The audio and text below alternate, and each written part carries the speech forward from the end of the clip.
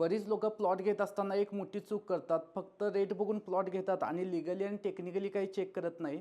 तर जो तुम्ही प्लॉट घेणार आहे, तो प्लॉट आहे तो तुम्ही रेसिडेन्शियलसाठी म्हणजे घर बांधण्यासाठी जर घेत असाल, तर तो एन असला पाहिजे किंवा तो टाउन प्लॅनिंगने सँक्शन असला पाहिजे किंवा जो तुम्ही प्लॉट लेआउट जो आहे, तो लेआउट आहे तो रेरा रजिस्ट्रेशनमध्ये असला पाहिजे.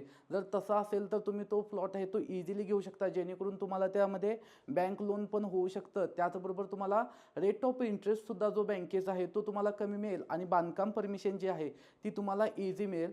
बरेच लोक काय करतात की रेट स्वस्त आहे म्हणून कोणताही विदाऊट एन ए वगैरे घेतात, मग लोनला प्रॉब्लेम येतात, मग त्यामुळे रेट ऑफ इंटरेस्ट काही काही फायनान्स करावं लागतं, हाय रेट ऑफ इंटरेस्टमध्ये आपल्याला लोन घ्यावं लागतं. तर ही चूक करू नका.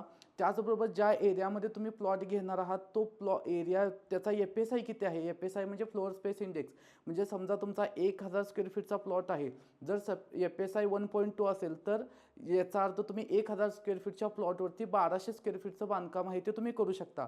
जास्तीत जास्त जेवढा एफ एस आय असेल तो तुमच्यासाठी चांगला असेल, कारण तेवढे तुम्ही बांधकाम तुम्ही तिथे करू शकता.